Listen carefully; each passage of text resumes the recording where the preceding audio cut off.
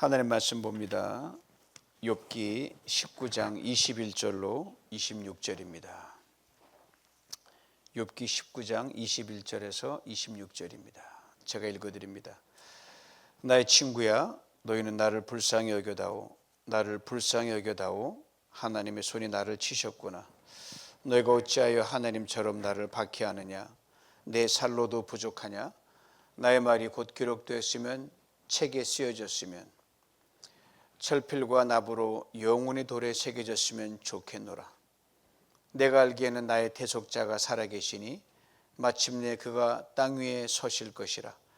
내 가죽이 벗김을 당한 뒤에도 내가 육체에 박해서 하나님을 보리라. 아멘.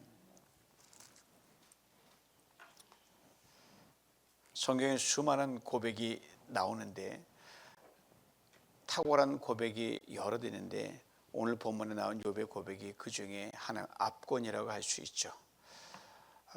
그 고백이 그의 신앙이고 인생이고 그를 통해서 하나님께 응답하셨습니다. 우리 잠언에 이런 말이 나오잖아요. 내 입의 말로 내가 얽혔다 그랬거든요.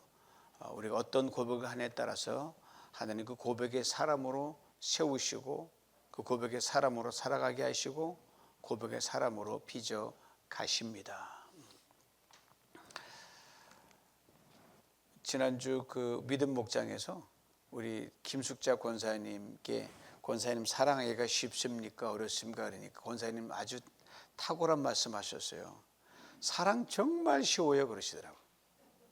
네, 놀랍죠? 네, 고백한 대로 쉽게 살아가시는 거예요. 우리 신앙 여러분 아시는 대로 바라봄입니다. 무엇을 바라보느냐에 따라서 우리 신앙의 방향이 바뀌죠. 이런 점에 희망과 소망은 다릅니다. 희망은 사람이 자기 원하는 대로 바라보는 것이 희망이고요. 그러니까 내가 할 수 있는 범위 내에서만 꿈을 꾸고 희망을 품는 거예요. 그래서 희망은 불가능한 것은 절대로 품을 수 없습니다. 안 되는 걸 어떻게 품습니까? 안 되는데, 그렇지 않습니까? 소망은 달라요. 내가 할 수 없어도 하나님 하실 수 있다는 것. 소망의 그 지향점이 내가 아니라 하나님이기 때문에 다릅니다. 고로 내 능력이 끝났다 하면 내 희망이 끝났지만 거기서 하나님의 시작점, 소망이 시작이 되는 거예요. 그래서 소망은 불가능한 것을 바라보는 게 소망입니다. 보이지 않는 것을 기다리고요. 인간이 계산으로는 답이 안 나오는 것을 놓고 계산기를 열심히 두드리는 게 소망이요 신앙입니다. 우리 이런 말 하잖아요. 견적이 안 나온다 그러잖아요. 견적이 안 나와도 견적을 써내려 가는 게 신앙인의 소망이고 신앙의 꿈입니다. 그러고 예수님 말씀하셨어요. 사람으로는 할 수 없으나 하나님으로는 모든 것이 다 가능하니라. With man it is not possible. With God all things are possible. 말씀하셨거든요. 예, 하나님 모든 걸 하실 수 있습니다. 근데 여기 한 가지 중요한 전제가 있습니다. 하나님의 뜻입니다. 하나님의 뜻 안에서. 하나님 못하시는 것이 아니에요. 언제나 당신의 뜻 안에서 일을 이루십니다. 하나님 변덕장애가 아니십니다. 멋대로 하시는 게 아니에요. 가만 보면 사람은 변덕이 짓궂하죠. 하나님은 결코 변함이 없으십니다. 회자나 그림자도 없으십니다. 약속을 변치 않으십니다. 그래서 우리는 종종 이렇게 물을 때가 있어요. 하나님 왜 내게 이런 일이 납니까? 하나님 능히 이 정도는 막으실 수 있지 않습니까? 그렇죠. 전능하시다 그랬으니까 맞아요. 하나님 막으실 수 있죠. 한 방에 끝내실 수 있죠. 하나님 막지 않으시고 참 이상한 일이 벌어질 때가 있거든요. 바로 그 배후에 우리가 알지 못하는 하나님의 뜻이 작용하기 때문에 우리가 못 본다는 거죠. 우리가 이해할 수 없는 뜻일 수 있고요. 당장 받아들이기 어려운 상황일 수가 있습니다. 그러나 믿음은 이해한 후에 믿는 것이 아니라 이해할 수 없어도 하나님 당신은 신실하십니다. 당신은 선하십니다. 이걸 그대로 믿는 거예요. 초대교회 성도들이 그런 믿음으로 살아갔어요. 이 믿음 아니면 벌써 초대교회 성도들 결단 났죠. 그들은 상상하기 힘든 핍박 속에 살았고요. 오늘이 마지막이 될 수 있다는 그런 절박감 속에 그들은 살았습니다. 그러다가 붙잡히면 원형 경기장에 가서 사자의 밥이 되는 것이 다반사였고요. 평강의 하나님 믿었지만 평강과 전혀 다른 긴장과 불안과 그런 불확실성에 그들이 사로잡혀 살았습니다. 눈물이 그들의 양식이 된 날이 하루 이틀이 아니었어요. 기도했는데 고난은 그치지 않고, 믿었는데 핍박은 계속 다가오고 답이 안 나오잖아요. 그런데 놀라운 것은 바로 그 상황에서 초대교회 성도들은 참으로 아름다운 신앙 전통을 이어갔는데 서로에게 편지를 쓰면서 안부를 묻습니다.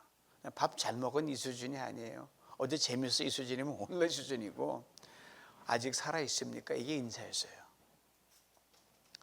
자매요, 그런 가운데 믿음을 잘 지키고 있습니까? 이게 인사였어요. 우리 인사하고는 다르죠. 그리고 편지의 마지막마다 매번 이렇게 짧은 문장을 남겼습니다. DV, Deo Volente. 무슨 말이냐면은 하나님의 뜻이라면, 하나님의 뜻 안에서 내일을 알 수 없습니다. 생사를 장담할 수도 없습니다. 고난이 언제 끝날지도 모릅니다. 그러나 그들은 모든 걸 하나님의 손에 완전히 맡겼습니다. Deo Volente. 하나님의 뜻이라면, 살아도 하나님의 뜻이라면, 죽어도 하나님의 뜻이라면, 고난이 계속되어도 하나님의 뜻이라면, 그 한마디가 이들의 믿음이었고 그 한마디가 이들의 소망이었습니다. 그들을 버티게 했고 견디게 했고 그들을 마침내 이기게 했습니다. 사자도 그들을 이기지 못했고 로마의 네로 황제도 그들을 꺾지 못했습니다. 데오 볼렌테, 하나님의 뜻이라면, 이것이 절망의 시대를 살아낸 초대교회 성도들의 신앙이었습니다. 말을 이렇게 하지만 참 대단했습니다. 욥이 고난 중에 우리에게 전해지는 메시지가 바로 이겁니다. 데오 볼렌테, 하나님의 뜻이라면. 욥이 욥을 위로한 친구들과 막 진짜 하지 말아야 될 변론을 하거든요. 두 번째 변론이 시작되면서 욥이 너무너무 여러분, 위로 대신에 그냥 오히려 막 그냥 비난이 뒤집었으면 참 못 견디거든요. 막 거세게 욥을 몰아치는 거예요. 하도 그러니까 욥이 그래, 하나님이 나에게 그랬다, 어쩔 거야, 이렇게. 하나님이 그렇게 하셨다는 거예요. 다른 거는 설명이 안 되는 거예요. 욥의 말을 구체로 들어보세요. 하나님 나를 억울하게 하셨습니다. 하나님이 그물로 나를 에워쌌습니다. 하나님은 내 길을 막아 지나가지 못하게 하셨습니다. 하나님 나의 영광을 거두어 가셨습니다. 하나님은 내 머리에 면류관을 벗기셨습니다. 하나님은 나를 사방에서 무너뜨렸습니다. 하나님은 내 희망을 나무 뽑듯 뽑아버렸습니다. 하나님은 나를 향해 진노하셨습니다. 하나님이 나를 원수처럼 여기셨습니다. 하나님의 군대가 나를 향해 몰려왔습니다. 들으면서도 정말이야? 정말입니다. 얼마나 처절한 고백입니까? 욥은 자신의 고난을 남 탓 돌리지 않았습니다. 운명 탓하지 않았고요. 우연이라고 말하지 않았고요. 고난 한복판에서 하나님의 손을 바라봤습니다. 그런 욥을 바라보니 좀 원망 좀 하고 좀 그래라. 그냥 아내가 막 그랬어요. 그런 하나님 왜 믿느냐고 막 종주목을 댔거든요. 그래도 하나님의 뜻이라면 이러고 있으니까 아내가 결국은 집을 떠나가지 않습니까? 종들도 떠나고 가까운이들도 떠나고 어린아이들도 그걸 없이 여겼습니다. 사람은 욥을 저주받은 사람처럼 취급을 했습니다. 이때 욥이 절규하는 거예요. 오늘 본문 21절이에요. 나의 친구야, 너희는 나를 불쌍히 여겨다오. 나를 제발 불쌍히 여겨다오. 이 절규에 가슴 아픈 소리가 든 게 있어요. 내가 이런 고난받을 만큼 악한 짓 하지 않았다는 건 너희들이 잘 알지 않냐? 내가 좀 설명이 안 되는 고난 겪고 있지 않니? 그러니 좀 정죄하지 말고 내가 좀 건강이 회복된다면 저들에게 패라. 지금은 좀 불쌍히 긍휼히 여겨달라. 이 말을 하고 있는 거예요. 그러면서 욥이 하나님이 나를 치셨습니다. 얼마나 놀라운 믿음이에요. 이유도 몰라요. 설명도 안 돼요. 견적이 안 나오는 거예요. 답도 안 보여요. 근데 한 가지 사실을 놓치지 않았어요. 자기 인생이 하나님의 손 밖에 있지 않다는 것은 욥이 알고 있었어요. 그래서 욥의 이 고백을 이렇게 풀어봅니다. 내가 결코 다 알 수 없는 하나님의 뜻 안에서 하나님은 지금 이 고난을 내게 허락하셨다. 이 말이 쉽지 않습니다. 그런 하나님의 뜻이라는 나는 안 믿어. 그런 게 그게 다반사거든요. 그렇습니다. 욥은 답 없는 고난을 겪고 있고요. 인간의 지혜로는 설명할 수 없는 고난을 겪고 있습니다. 그런데도 그런 고난을 탁월하게 해석을 합니다. 하나님의 뜻 안에서 내가 이 지극히 깊은 고난의 길을 걷고 있다. 모든 사람 요처럼 반응하는 거 아니옵시다. 우리도 엎치락 뒤치락 하잖아요. 이랬다가 그럼 하나님 혼나지. 그럼 왔다 갔다 하잖아요. 어떤 이는 고난 속 하나님 원망합니다. 하나님께 등을 돌립니다. 근데 우리가 그런 사람을 쉽게 정죄할 수 없는 게 뭐냐면요, 얼마나 힘들면 그럴까, 이만 품으셔야 돼요. 얼마나 아프면 하나님을 떠날까. 우리 하나님 떠난 사람 말 함부로 하시면 안 돼요. 얼마나 죽을 마시면 그렇게 떠날까. 상처가 너무 깊고 고통이 너무 심해서 그렇습니다. 그래서 욥은 달랐어요. 고난의 처음부터 고난의 과정과 고난이 길어지고 깊어지는 순간에도 그는 한결같이 고백합니다. 하나님의 손이 나를 치셨습니다. 그의 고백엔 이런 믿음이 담겨 있죠. 데오 볼렌테, 하나님의 뜻이라면, 하나님의 뜻 안에서 내가 이 고난을 통과하고 있습니다. 이것이 욥이 붙든 믿음이었습니다. 이것이 극한의 고난 속에서 우리 그리스도에 붙들어야 할 또 하나의 믿음이라고 저는 분명히 믿습니다. 사랑하는 성도 여러분, 까닭없는 고난 때문에 힘들어하고 계십니까? 문제보다 더 힘든 건요, 사람들의 시선일 때가 있어요. 나를 사랑하는 사람 눈빛이 달라져요. 저는 괜찮은데 내가 좀 고난 당하니까 눈빛이 달라지는 거예요. 내 편이 되어줄 것 같은 그 사람마저 그 순간은 아니에요.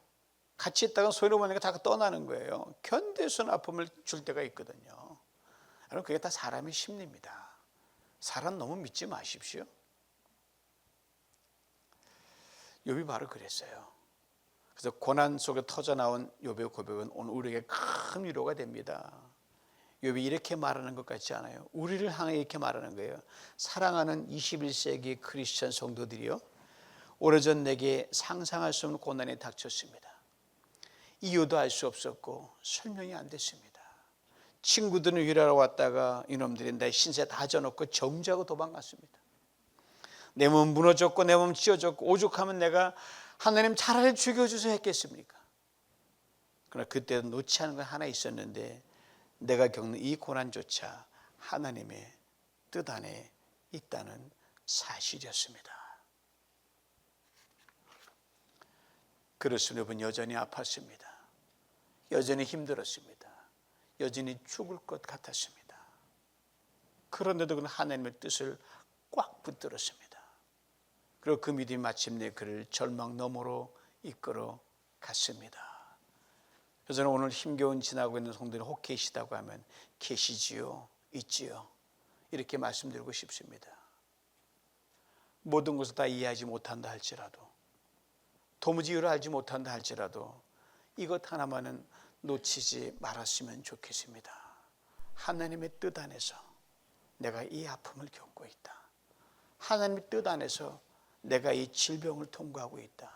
하나님의 뜻 안에서 내가 이 몸소리치는 아픔을 겪고 있다. 이 믿음 놓지 마십시오. 그럼 하나님께서 반드시 때가 되면 당신의 뜻을 반드시 알게 하십니다. 반드시 모든 걸 정리해 주십니다. 급한 가장 좋은 때 기가 막히게 응답하실 줄 믿습니다. 얼마 전 급한 전화를 받고 터시도로 내가 내려왔어요. 앰뷸런스가 도착하고 경찰이 출동하고 응급실로 이동하는 긴박한 상황이었어요. 그 과정에서 이 경찰과 대화를 하는데 이 친구가 계속 반복적인 단어를 쓰더라고요. 에피소드 그러는 거예요. 사건이란 단어인데요, 영어는 에피소드가 단순한 사건이 아니에요. 더 큰 이야기 속에 들어있는 한 장면을 에피소드라 그럽니다. 한 회, 여러분 드라마 볼 때 한 회 한 회 에피소드 1, 2 그러잖아요. 하나의 국면이고요, 그 순간 문득 깨달은 거예요. 아, 이건 그냥 사건이 아니다, 에피소드다. 그놈은 내가 목사인지 몰랐을 거예요. 알긴 알았던 거야. 나중에 인생의 모든 사건과 사고와 문제는 하나의 에피소드라는 것. 우린 질병을 만납니다. 실패를 만납니다. 배신을 만나고 눈물을 만나고 위기를 만납니다. 그러니까 그 장면을 이게 전부인 것처럼 해요. 그래서 우리가 무너지는 거예요. 그럼 하나님은 다르게 보십니다. 우리는 에피소드를 보고 있지만 하나님은 스토리를 보고 계십니다. 요셉이 형들에게 팔려간 사건도 하나의 에피소드입니다. 다윗이 광야로 도망가던 그 시절, 그것도 에피소드입니다. 에스더가 왕후가 되었을 때 유대인을 죽이겠다고 그 왕이 난리쳤고 신상 세워놓고 멸절의 위기가 된 이것도 에피소드입니다. 다윗이 감옥에 갇힌 것도 에피소드입니다. 당시 그 이야기 모두 끝난 것처럼 보였어요. 하나님은 그것을 끝으로 쓰지 않으시고요, 하나님 그 모든 에피소드를 구원의 스토리로 엮어 가셨습니다. 욥도 마찬가지입니다. 모든 것이 무너졌습니다. 모든 사람이 떠났습니다. 욥은 죽음의 문턱에 서 있습니다. 그런데 욥은 자기의 인생을 비극으로 해석하지 않았습니다. 하나님께서 써내려가신 이야기 속의 한 에피소드로 봤어요. 그래서 그는 지금의 고난을 바라본 것이 아니라 고난 너머에 하나님을 바라봤습니다. 죽음을 바라본 것이 아니라 죽음 너머에 계신 하나님을 바라봤습니다. 이런 말 들어보셨어요? 제가 한 말이니까 뭐 처음 하는 거니까. 우리는 에피소드를 보고 있지만 하나님은 스토리를 쓰고 계십니다. 멋진 말 아니에요? 한번 해보실까요? 우리는 에피소드를 보지만 하나님은 스토리를 쓰신다. 명문이야, 명문. 욥은 그걸 믿었어요. 마침내 고백합니다. 오늘 20절. 내가 가죽이 벗김을 당한 뒤에도 내가 육체에 박해서 하나님을 보리라. 이거 엄청난 고백입니다. 단순히 죽음을 말하는 게 아니에요. 죽음 너머에 하나님을 바라보는 믿음의 선언입니다. 내 육신이 무너져도 하나님은 살아계신다는 선언이에요. 내 생명이 끊어도 하나님은 여전히 나의 하나님이라는 고백입니다. 욥은 죽음이 끝이라는 사실을 보았고 경험했고 느꼈습니다. 자신은 지금 잠시 이대로 가다가 흙으로 돌아가겠지만 하나님을 향한 생명은 끝나지 않는다는 사실을 욥은 알았어요. 훗날 바울이 진리 이렇게 탁월하게 고백하지 않아요? 썩을 것으로 심고 썩지 않을 것으로 다시 살아나며 욕된 것으로 심고 영광스러운 것 다시 살아나며 약한 것으로 심고 강한 것으로 다시 살아납니다. 그렇습니다. 우리는 영혼이 있되 살아가는 존재들입니다. 언젠가 육신 옷을 벗게 될 것이에요. 그러나 그것이 끝이 아닙니다. 썩지 않은 몸이 하나님의 서서 썩지 않은 몸으로 쫙 나타나는 거예요. 욥이 그걸 본 거예요. 그래 담대히 내가 육체 밖에서 주를 보리라. 욥의 고백은 죽음 이후만을 말하는 게 아닙니다. 그는 또 살아계신 하나님께서 지금도 일하고 계심을 믿었습니다. 하나님께서 무너진 인생을 다시 세우실 수 있음을 믿었습니다. 하나님 잃어버린 건 다시 회복시킬 것을 믿었습니다. 하나님 눈물을 기쁨으로 바꿀 것을 믿었습니다. 실제로 하나님이 그렇게 하셨어요. 욥기를 잘 마지막이 해피엔딩으로 끝나요. 욥을 고난에서 건져내셨고요, 몸을 회복시켜 주셨고요, 그의 삶을 다시 세워주셨고요, 잃어버린 것보다 더 큰 은혜를 허락해 주셨고요. 남은 생각 하나님의 복 가운데 살게 하셨습니다. 사랑하는 성도 여러분, 고난은 결코 우리 인생의 마지막 문장이 아닙니다. 고난은 하나님 이야기의 마침표가 아닙니다. 고난은 하나님의 손에서 새롭게 이야기가 시작되는 쉼표입니다. 설령 우리 육신의 생명이 끝난다 할지라도 우리는 결코 피한 것이 아닙니다. 우리는 더 찬란한 영혼의 여정이 우리 앞을 기다리고 있기 때문입니다. 그러므로 오늘도 두려워하지 마십시오. 지금은 눈물이 있어도, 지금은 이해할 수 없어도, 지금 모든 것이 무너진 것 같아도 욥의 고백을 터낼 수 있기를 축복합니다. 내가 주를 보리라. 내가 육체 밖에서 주를 보리라. 어제나 오늘은 영혼들을 통해 하나님께서 이 고백에 반드시 멋지게 기가 막히게 응답하실 줄 믿습니다. 욥의 놀라운 고백을 인정하신 분이 계세요. 하나님 아들 예수 그리스도입니다. 십자가에 의해서 확실하게 확증하셨어요.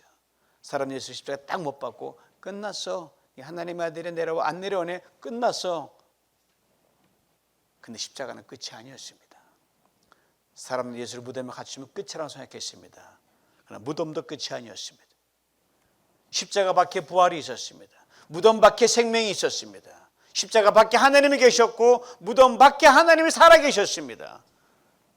예수님께서 십자가와 부활로 욥의 고백에 영원히 지워지지 않는 인증을 남기신 것입니다. 그러므로 고난은 결코 우리를 무너뜨릴 수 없습니다. 죽음도 우리를 결코 끝낼 수 없습니다. 예수님이 그를 지나가셨고요. 그 끝에 하나님의 계심을 확실하게 보여주셨기 때문입니다. 그리고 우리가 고난을 만날 때마다, 눈물이 앞을 가릴 때마다, 사망의 그림자가 두려울 때마다 반드시 붙들어야 할 고백이 옵니다. 내가 주를 보리라. 내가 육체 밖에서 주를 보리라. 그리고 오늘 본문에 놓쳐서는 안 되는 대목이 있어요. 23절 24절입니다. 들어보세요. 나의 말이 곧 기록되었으면 책에 쓰여졌으면 철필과 나무로 영원히 돌에 새겨졌으면 좋겠노라. 왜 욥은 자신의 말을 돌에 새기고 싶어 했을까요? 왜 영원히 지워지지 않기를 바랬을까요? 그가 확신했기 때문입니다. 자신의 육체는 무너질 수 있습니다. 자신의 인생은 끝나는 것처럼 보일 수 있습니다. 그러나 하나님은 결코 자신을 버리지 않는다는 것을 확신했기 때문입니다. 하나님이 반드시 회복할 것을 믿었고, 하나님 반드시 일으킬 것을 믿었고, 죽음이 오다 하나님을 만날 것을 믿었습니다. 그래서 자신의 고백을 영원한 증언으로, 간증으로 남겨놓고 싶었고, 남겨져 있고, 오늘 우리가 그걸 보고 말씀을 나누고 있는 겁니다.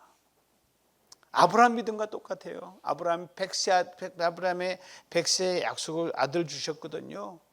사람으로 100세 아들을 못 낳습니다. 그때나 지금이나 안 돼요. 상식으로 설명이 안 돼요. 아브라함 믿었거든요. 바울이 이 아브라함을 가리켜서 아브라함이 바랄 수 없는 중에 바랐다는 hope against hope라고 그랬어요. 여기 바로 이 바랄 수 없는 중에 바란 겁니다.